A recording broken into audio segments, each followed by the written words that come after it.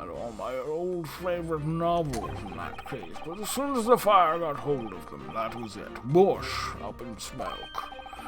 And the wife started hurling things at me. There was I, back up against the window, under heavy enemy fire. And sundry books coming 10 to the dozen. Like 10 pence? Like it cost 10 pence to buy a dozen books? That's pretty cheap. I thought the fire would cost extra. The man had his back up against the window and he had burning books thrown at him. Goodness gracious, are you suggesting that the book was thrown through a window that we forgot to collect taxes on? Arrest that man. Throw him in debtor's prison for having a window. And landed coincidentally at the scene of the crime? Objection!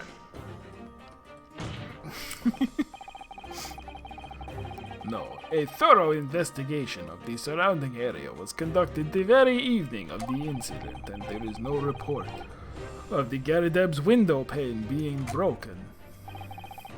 Ah, that's quite true. We also saw no sign of broken glass when we visited the Garrideb household. Well, of course, the glass would have gone outward. Haven't you ever played Disco Elysium? Or any video game?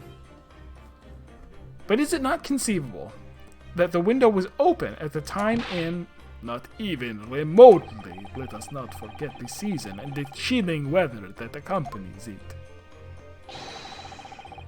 No Londoner would ever leave a window open in the middle of winter. Ah! Does the defense postulate this scenario in all seriousness, counsel? Do you earnestly claim that the book found at the scene was a flaming projectile thrown by Mr. Garrideb's wife? I believe it's a possibility, my lord.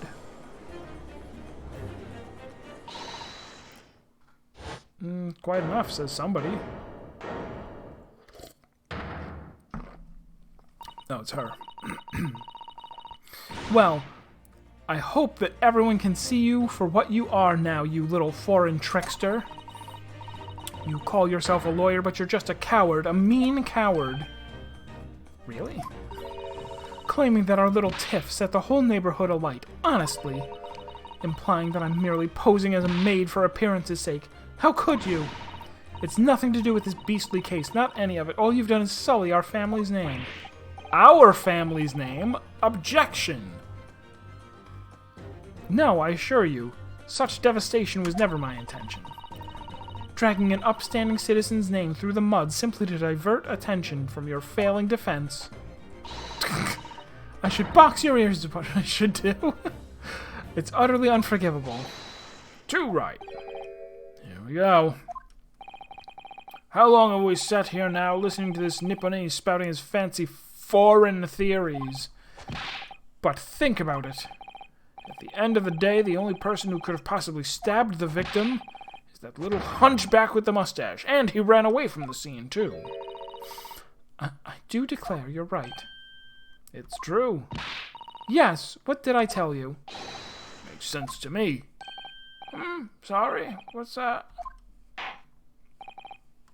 Well, it would appear that the ladies and gentlemen of the jury are once again in full agreement. What is your position, Lord Van Zieks? In truth, my lord, I feel these have been unnecessarily protracted proceedings, but then one must always exercise patience in order to savor the best vintage. You also have to wait for your coffee to age and become a good vintage, just like Prosecutor Godot knows. No, wait! The mystery of the fourth book still hasn't been... Vampire Kick. If books are your predilection, my learned friend, study them on your own time. Damn, get this guy some shades. Cookies also only get better when they age and become stale. It's the origin of the phrase tough cookies. It means they're good because they're old. What, no forgive the discourtesy this time? In that case, ladies and gentlemen of the jury, you will now state your individual decisions regarding the defendant's culpability for the court to hear. Guilty. Guilty. Guilty. Guilty. Guilty.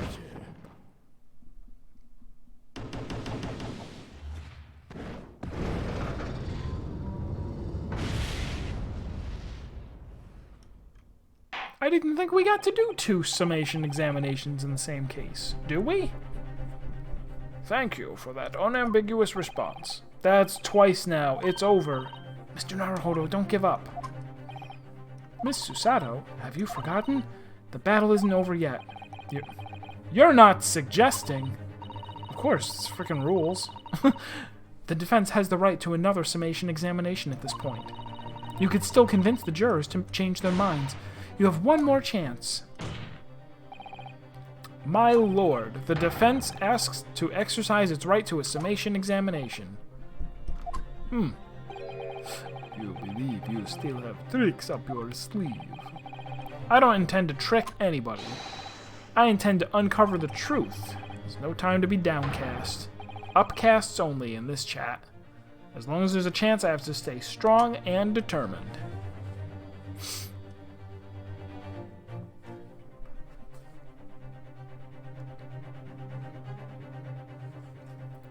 To be continued before the summation examination, but we're going right into it. Boom.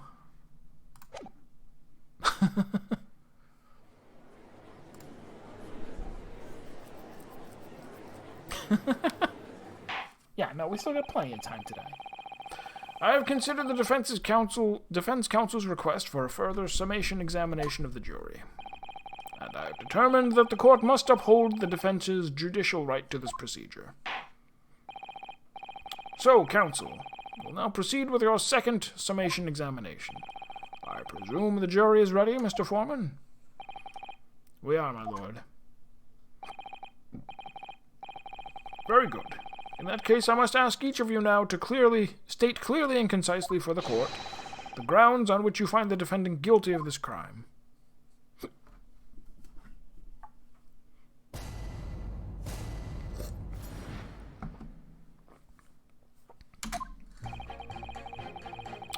The accused left behind evidence at the scene, didn't he? Those 3 books of his. If there was some novel alternative explanation about how the victim was stabbed, I might reconsider. Even if the woman was throwing books, it can't be related to this crime if the window was closed, can it? Dearie me, it was only a little book, hardly life-threatening, even with a direct hit. A direct hit on who? Look, just want to get this over with. If I don't bring home some pay tonight, I'll be in a tidy bit of trouble.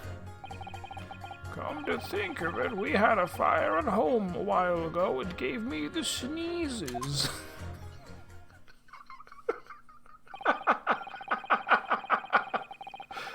I love this guy and his fanciful notion that he had a fire at his house. Everyone knows there's only one fire. Yes, considerably more tangible agreements from the members of the jury this time around, it seems. With one notable exception, of course. My learned student friend was unable to find fault in the previous witness testimony. So the court must accept the fact that it was indeed the accused seen fleeing from the scene, and moreover... Secrets. No one else was even at the scene to commit the crime. Well, if the eyewitnesses are correct, it would seem as if the conclusion is somewhat set in stone. I fail to see how it can be argued any other way. That means, I'm afraid, that during this summation examination, it's essential that you establish some other tangible explanation for the facts. How? What would even constitute a tangible explanation here? Isn't it obvious who stabbed the woman and how?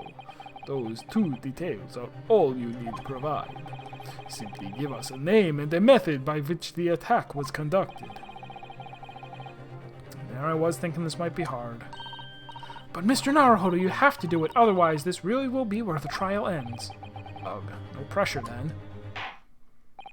Alright, so he was using the book was on fire, and he tried to stab the fire out. Lodging the knife inside of the book, and then he threw it out the window, where it hit her in the head and the knife hit her in the back, and the book hit her in the hand, which closed around it. Quite enough preamble. Proceed in the summation examination, if you please. I presume you are prepared, counsel? Oh, yes!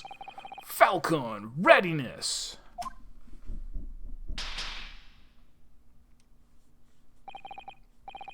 Clearly, the key to the summation examination is going to be juror number 4, the maid, or should I say Mrs. Garrideb. We have a book that disappeared from the Garrideb's house on the evening of the incident, and the 4th book found in the victim's hand. There must be a way to link the two. Yes, that's what we have to find. Using every technique I've learnt in my short career so far, whatever it takes. Don't forget to keep an eye on Mrs. Garrideb and how she reacts even to the things other people say. Oh. So it's going to be like that, is it? So we'll press her first, but then I'll also press other people and watch for her.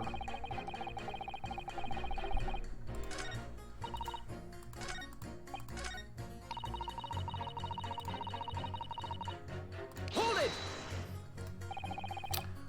But the little book was on fire at the time, was it not? With flames of love, I'll have you know. Really no such thing as a loving incendiary bomb. Well, he brought it upon himself. It's playing with fire to betray a fiery love. Isn't it? Well, don't you agree? Oh, well, any kind of betrayal is certainly a bad thing, yes. But I think the argument might have arisen out of your misunderstanding, Mrs. Garrideb. Never you mind that. The point is, we were just having a jovial little dispute, nothing more. Certainly not something criminal that I should go to jail for. And I won't have any more of these suggestions that it was whatsoever to do with this crime or a crime that I myself committed against him several times, also several additional times in my presence. We'll see about that. What about juror number 5? Doesn't seem to be turning a hair at Mrs. Garrideb's relentless onslaughts. It's almost as though he's used to it. What a gentle soul he is. He must also be married to a spousal abuser.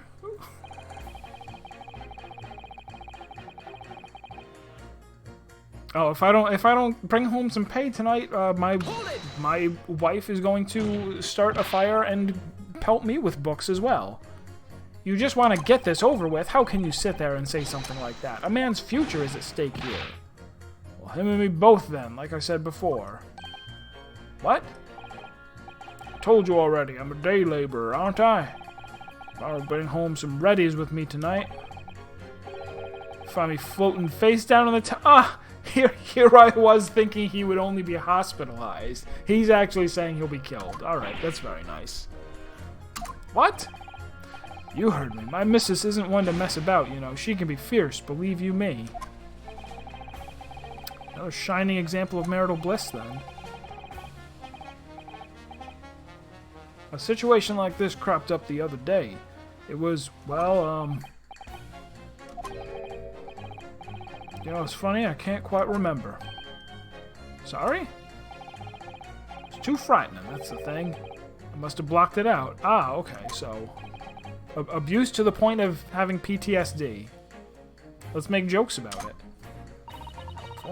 I wonder if Mr. Beat will ever be dragged into the Thames by his scarf. Don't even go there, Mr. Sato. There must be some way to jog his memory about this.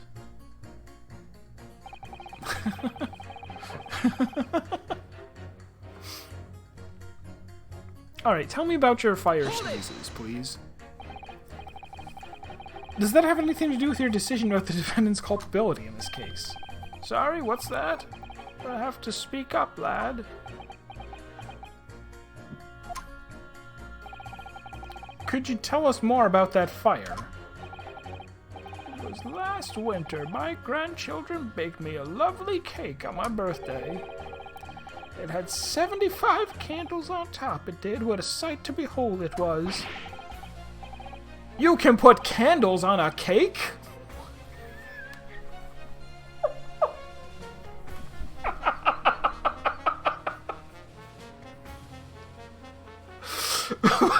Was it some kind of devil worship? Of course not. It was an angel cake to celebrate my birthday, obviously. It seems that's a common custom here in Great Britain, Mr. Naruhodo. Anyway, I mustered all my puff to blow them out. Only I must have blown wrong somehow. The flames didn't go out, but the candles went flying all over the room. The furniture caught and everything went up. The whole place filled with smoke. Fortunately, the Superintendent Chalmers thought that it was Aurora Borealis. Definitely sounds like devil worship to me. And by the sneezes, I presume you mean a cold? But how did you get cold from a fire? What a fiasco it was. The grandchildren, bless them, threw water over me as they tried to put out the flames. And then, because the whole room had filled up with smoke, of course, they had to open all the windows to clear it. Did you hear that? Oh, she didn't hear it. The windows. The biting winter air rushed over me like the devil dancing on my grave, it did. Caught a terrible cold from it. It put me in the hospital for a while. I won't forget that birthday in a hurry. But something about this old man's story is playing on my mind for some reason. We need to friggin' demonstrate, obviously. Righto. Righto, indeed. I know how it works. Been around the block a couple of times in both directions, even though there was construction going on the street. I jumped over it. Oh, okay, there was a hint. I might not need to find a contradiction between their statements, just a connection might do the trick.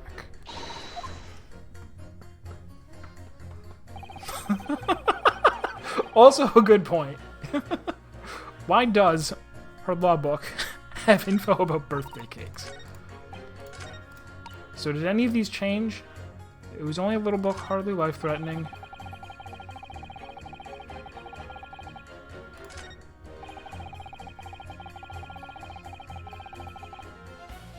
Winter house fires or die. You have to open windows to clear the smoke.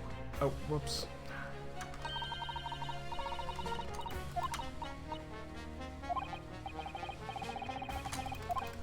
Clicking is faster.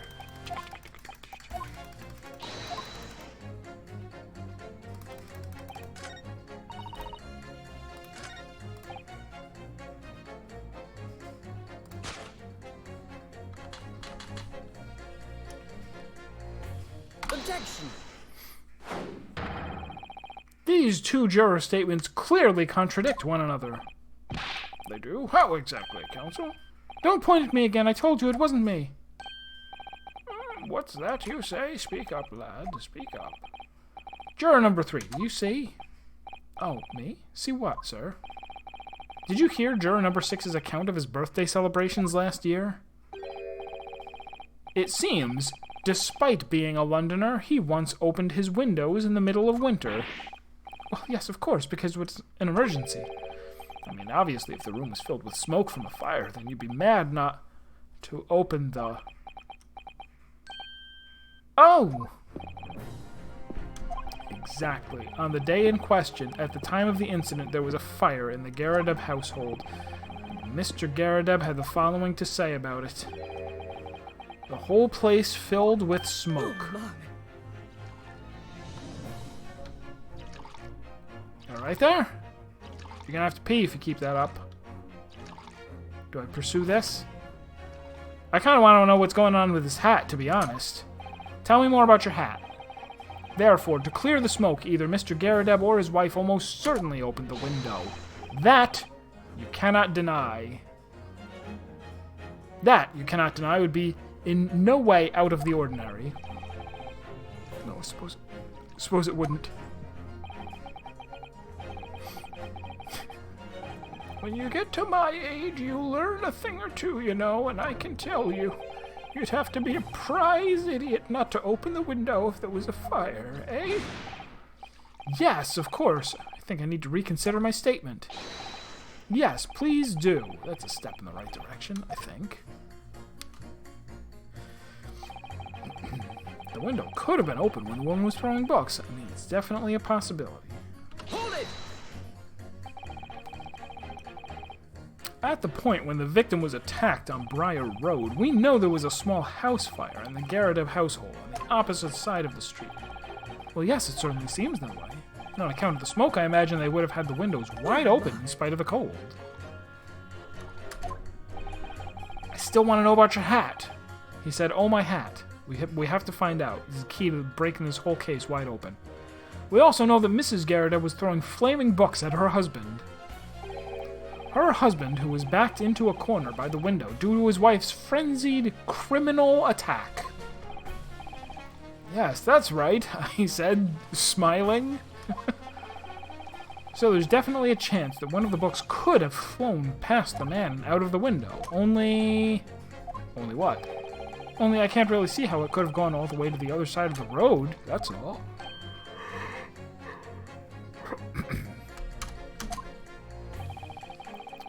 So I don't really see how I can change my decision, really. Oh. I see. That wasn't enough.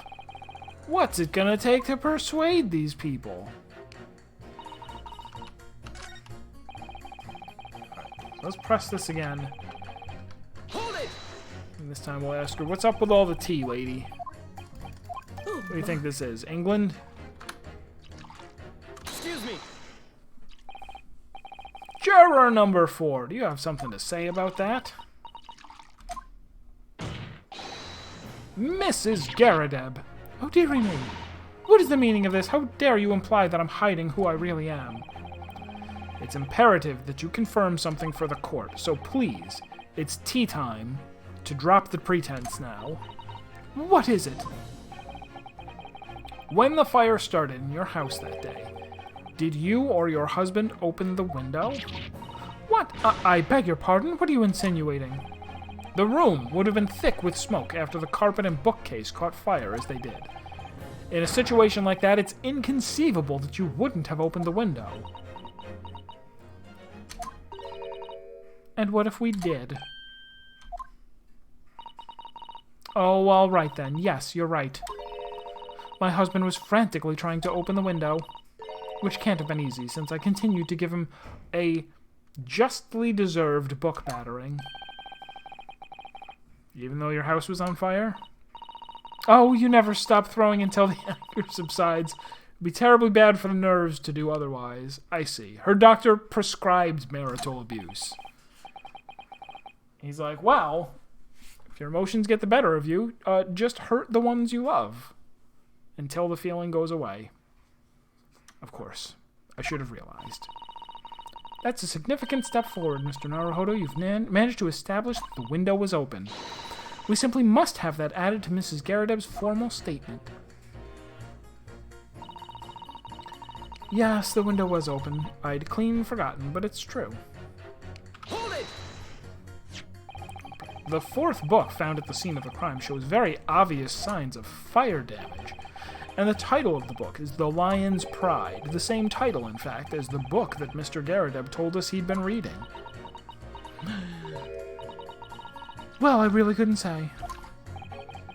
On the day in question, did you or did you not throw at your husband the copy of The Lion's Pride that he had been reading? I did. Well, the bailiff, take her away. It was the first thing I could lay my hands on, so I hurled it straight at him. And now you come to mention it? Yes. He was rather enjoying reading it, you're right.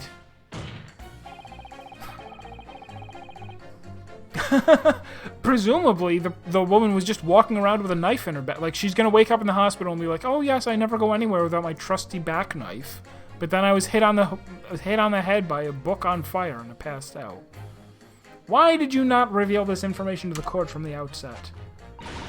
Because I couldn't, you insolent little man. I didn't remember. At times like that, you pick up and throw whatever you can lay your hands on, as you well know. I really don't. I barely noticed I was throwing a book, much less the title of it.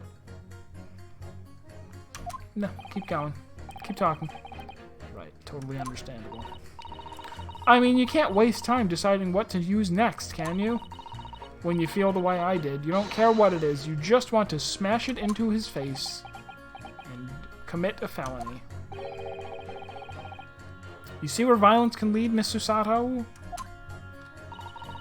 I'm disheartened to think you might believe me capable of such behavior. You've thrown me to the ground many a time.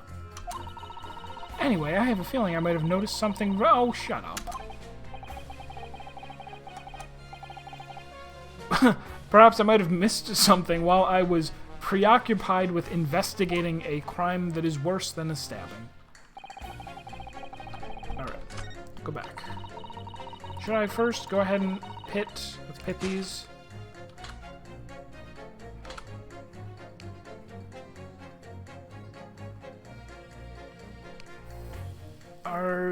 I guess it's okay to... Yeah. Two statements clearly contradict each other. Oh, okay. I guess they don't. You don't have felonies in the UK? Well, you used to. If I was in charge. I'm a banker, don't forget, an educated man. There's no contradiction as far as I can see. Alright, fine. A whimsical attack. I only permit real attacks, like throwing books that are on fire at your husband. Oh, be quiet, you.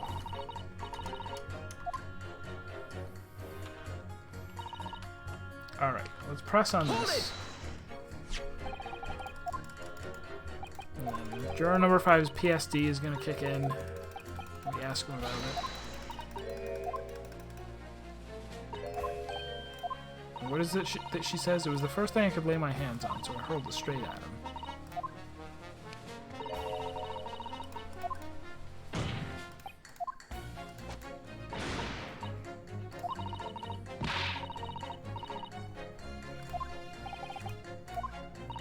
Oh boy.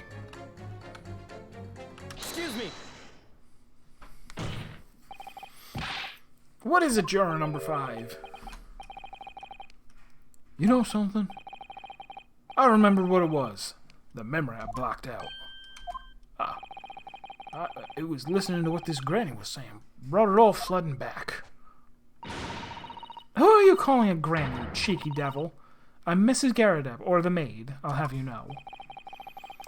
Man doesn't even flinch. Please tell me it's not because he's so used to being hit all the time.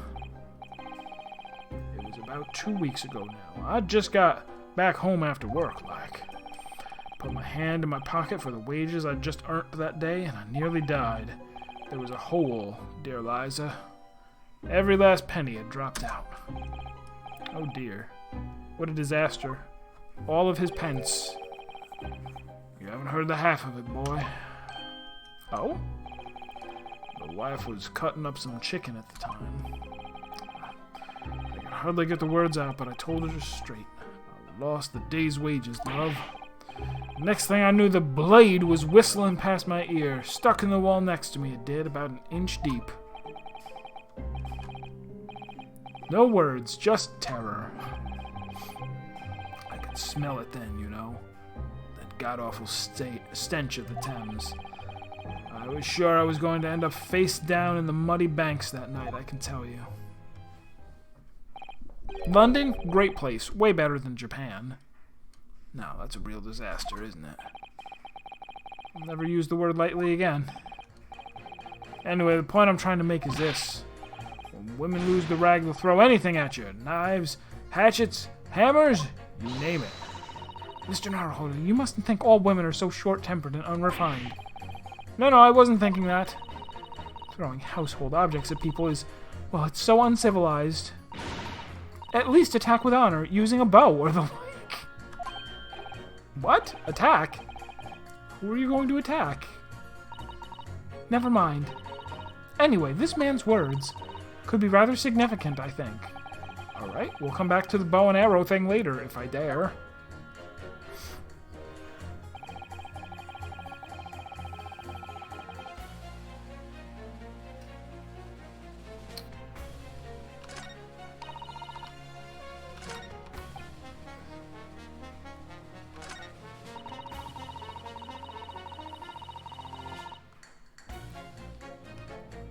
So are we going to say that she also threw a knife out of the window? That would be pretty incredible.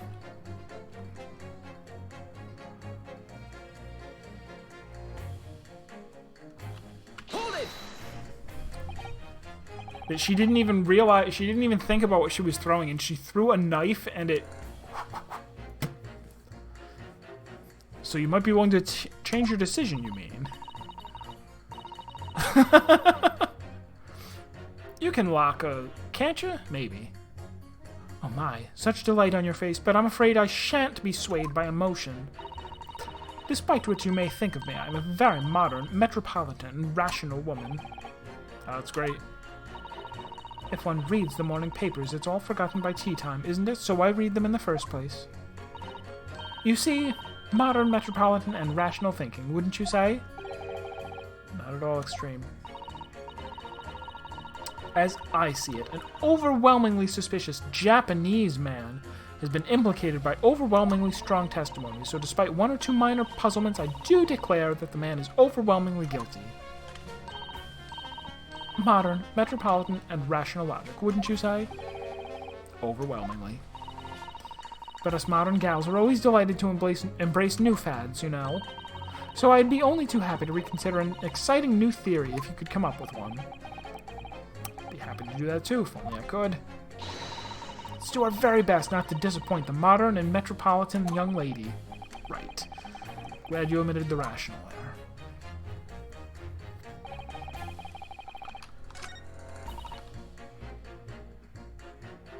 So yeah, I guess we're gonna pit that and this and say, oh, well, she was in a rage, so she could have thrown anything, including a knife.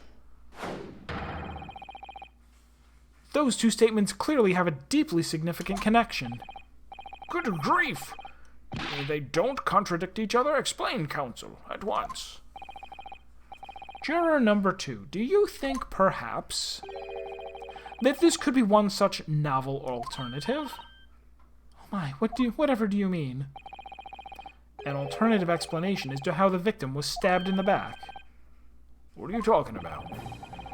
We've demonstrated that the fourth book, The Lion's Pride, was found at the scene of the crime, originated in Mr. Garrideb's room, on the top floor of his house. The second floor, out of 3. Therefore, it's equally possible. It sure is, that some other object besides the book could have found its way from the Garrideb household to the street below. What's that now? After all, Mrs. Garrideb could have thrown any number of different objects at her husband. Isn't that right, juror number 4? What are you insinuating now, you little beanpole? I'm beginning to think that ever since the true origins of this book came to light, perhaps she's had a feeling this might be what happened. You listen here, you Eastern Gala? Sounds like a slur. As the foreman of this jury, I demand a straight answer. You give us this yarn about some other object making its way out of the house, but what? What is it? What was it? I'm really taking a big gamble here. It was a bold accusation to make, but I haven't any real evidence to back it up. But I'm certain that at the very least, this warrants further investigation. All right, Mr. Foreman, I'll try to explain the defense's theory. The other object that found its way from the Garrideb household to the scene of the crime was this! Take that! Take that, and I threw the knife at him. Juror number 4, Mrs. Garrideb. What now? I must apologize in advance for this, but I need you to confirm something else for the court. This knife. Have you ever seen this knife before? Ah. Good Lord, Counsel, what on earth are you doing? That's the weapon that was lodged into the victim's back, man. My lord, remember that when the victim was attacked, Mr. and Mrs. Garrett were in the throes of an argument. Mrs. Garrett was hurling anything she could at her husband, who'd been backed up against the window. A window that had been opened to clear the smoke, and through which a book sailed to land at the crime scene. You can't seriously believe that. The book was found in the victim's grasp. You saying that it flew out of the window and across the street to land neatly in her hand? Huh? Even my missus hasn't got a name like that. Yes, Falcon admit. There are many details we don't yet understand, but that's the point. That's precisely why we must not allow this trial to end. Not right now. Oh my. Ugh. Mrs. Garrideb, your answer, please. Have you seen this knife before or not? Oh,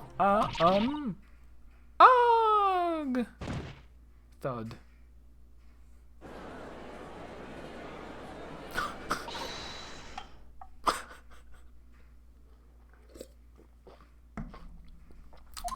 My lord, I wish to change my decision.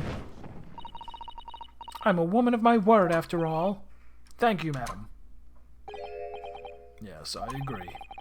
I certainly didn't see this coming, but... Yeah, the prosecution has to be quiet during the summation examination. That's the rules, apparently. It was brought up before. I just don't think it would be right for this trial to come to an end now with so many unanswered questions. Mr. Foreman! I have to agree. Not that I think the granny did it, mind. Yes, you know what? I'm not quite happy about this at the moment either. All together now, ladies and gents.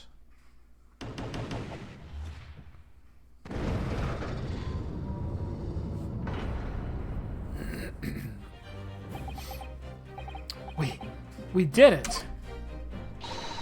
Oh, congratulations, Mr. Naruhodo. Yeah, the old man was just like, I'm 75 years old. I don't know how to throw a Hadouken anymore. So as the result of the defense's summation examination, a number of jurors' leanings have changed. 2 jurors called guilty, against 4 now calling innocent.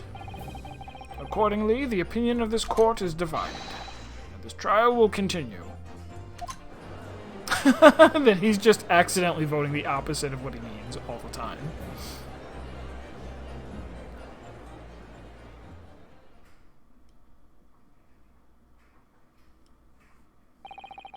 Now then, Lord Van Zieks, how does the prosecution wish to proceed? What's he gonna do? This trial is rapidly descending into a farce.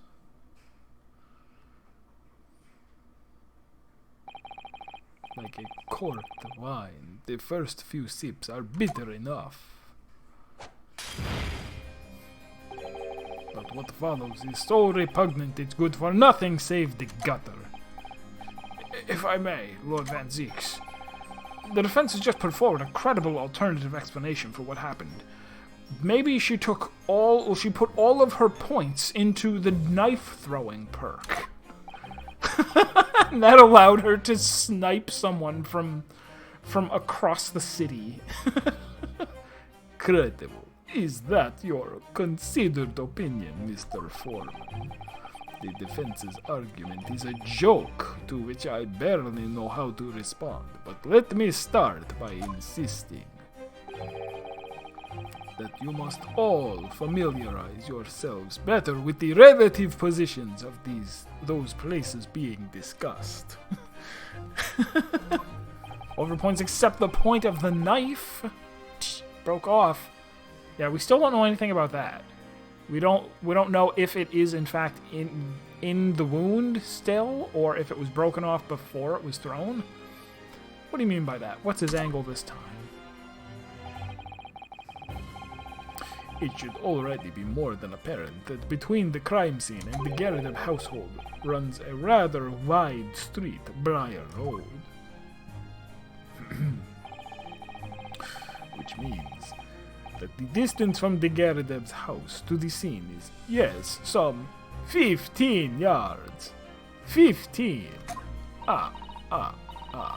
Let me see. 15 yards. That's around 14 meters. 14 meters? That's a little farther than I imagined. And as you ladies and gentlemen of the jury rightly noted as having portentous significance, the fourth book was found in the victim's clutches. In other words, the smoldering book wantonly hurled by the lady of the house traveled some 15 yards to land on the opposite side of the road, neatly between the collapsed victim's fingers and thumb. Is that your final conclusion, my learned and deluded friend?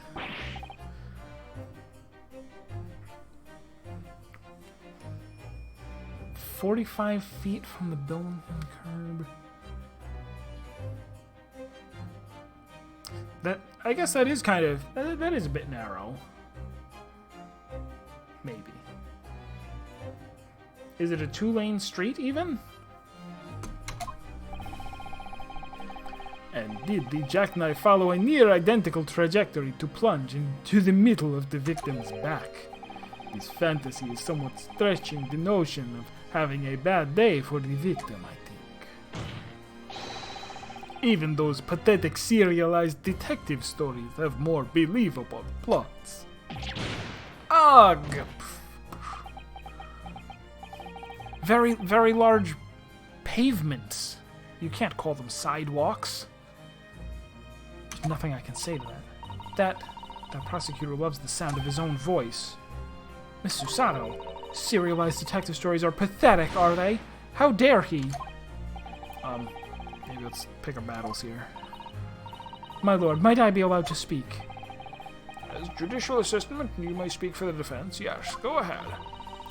The prosecution may consider the idea a fantasy, but what the defense has postulated was believable enough to persuade the jury to change its leaning, and as such, the court has a duty to explore this alternative explanation as thoroughly as possible.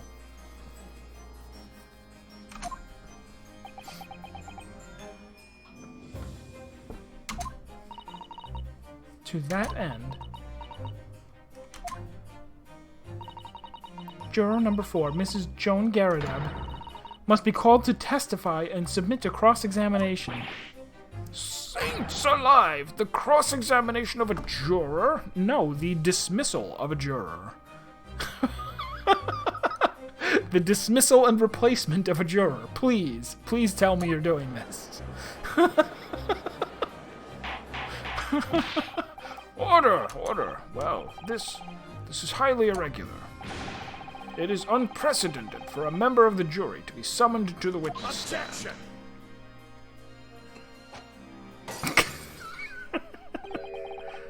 And unnecessary. Lord Van Zieks!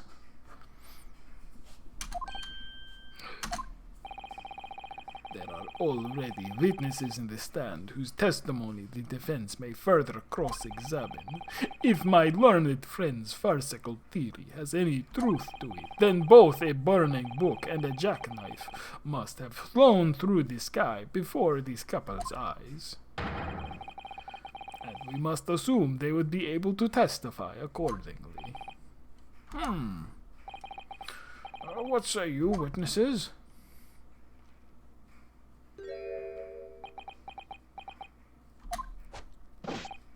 Yes, sir. Constable Roller Bait reporting for duty, sir. Well, good morning, officer. Sorry for dozing in town now, sir. Haven't slept for a month on account of a villain who's appeared on my bed, sir. On my beat. I thought he said appeared on my bed, like her. Like he couldn't sleep with her in the bed. Hogs the covers. Oh, they're so heroic, these London bobbies. Patricia, my darling, I've been neglecting you, but no more. Oh, Rolly, my hero. You make me swoon. Very well. I hereby reject the defense's request. Oh, Order the witnesses on the stand to testify again. State forthwith before the court any details pertaining to the defense's alternative explanation of events. Yes, sir.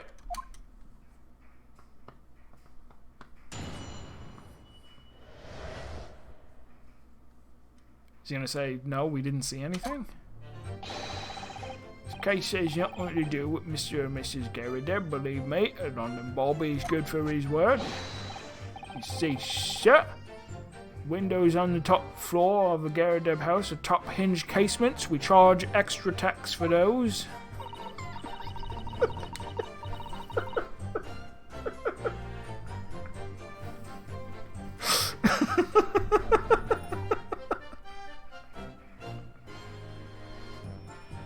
The window tax is never going to stop being funny to me.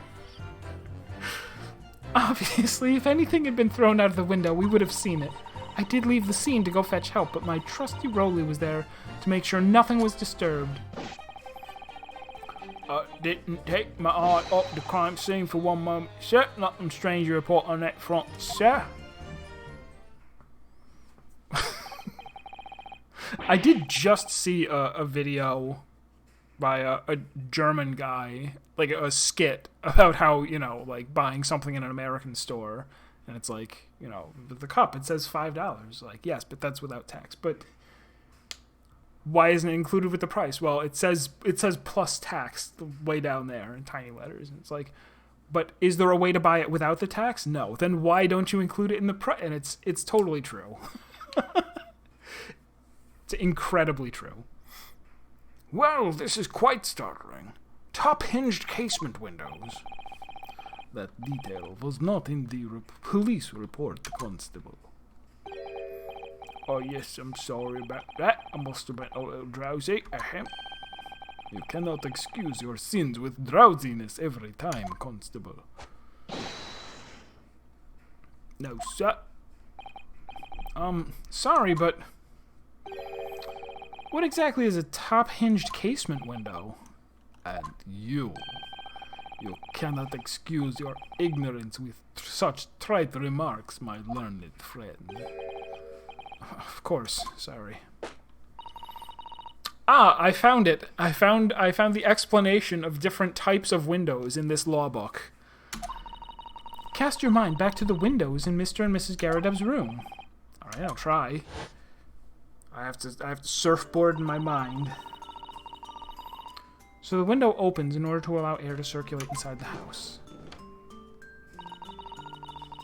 But as it's a top-hinged casement window, it swings open along the upper edge, you see. I'm glad you've rectified your ignorance. A casement window's most prominent features is its stay, a metal bar which prevents the window from being opened beyond a certain amount.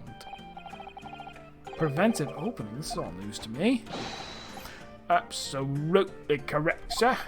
In other words, if a book or knife would have been thrown through the open window,